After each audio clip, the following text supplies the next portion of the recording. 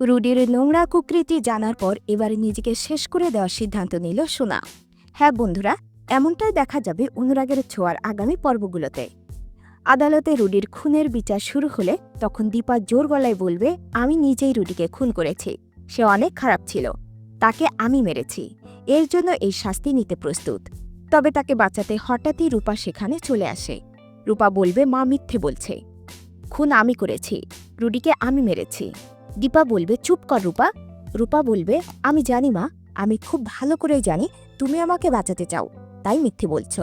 কিন্তু না, আমি সত্যি আদালতের সামনে বলবো। দীপা তখন রূপাকে মিথ্যে প্রমাণ করে সব দোষ নিজের কাঁধে নেয়। আদালত দীপার শাস্তি দেয় এবং তাকে কারাগারে পাঠিয়ে দেয়। আর অন্যদিকে সোনা বিছানায় বসে কাঁদছে, রুডিকে হারিয়ে পাগলের মতো হয়ে যায়। সোনা বলতে থাকে, মাই দায়ী সবকিছুর জন্য। রুডিকে আমি ভালোবাসতাম, আমি তার সঙ্গে একটা নতুন জীবন শুরু করতে চেয়েছিলাম, কিন্তু মা সব শেষ করে দিলেন, রুডিকে মেরে ফেললেন। এরপর সে হঠাৎ বিছানার পাশে রাখা রুডির ছবিটার দিকে তাকায়। ছবিটা হাতে নিয়ে চোখের জল মোছে। ঠিক তখনই সোনা রুডির ছবির পাশে দেখতে পায় একটা ছোট্ট ডিভাইস, যা দেখে সে চমকে যায়। সোনা বলবে, এটা তো রুডির সেই স্পাই ক্যামেরা, কিন্তু এটা এখানে এলো কোথা থেকে? সে দ্রুত ডিভাইসটা হাতে নিয়ে ফোনে কানেক্ট করে। ভিডিও ফাইলে ক্লিক করতেই রেকর্ডিং চলতে থাকে, আর রুডি যে রূপাকে চক্রান্ত করে ভিডিও ধারণ করে রেখেছে সেটা দেখে সোনা স্তব্ধ হয়ে যায়।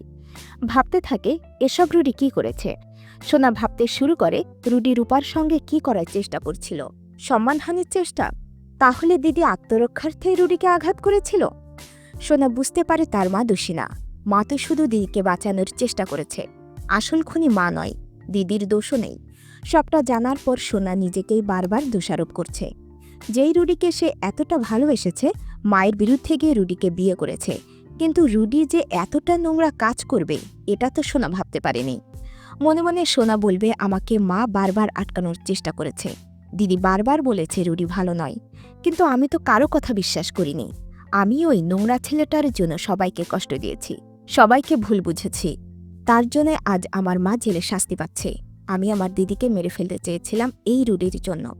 এসব ভেবে সোনা ভীষণ কষ্ট পেতে থাকে। এরপর সে পাগলের মতো হয়ে যায়। হঠাৎ সোনা সিদ্ধান্ত নেয় সে এই জীবন আর রাখবে না, নিজেকে শেষ করে দিবে।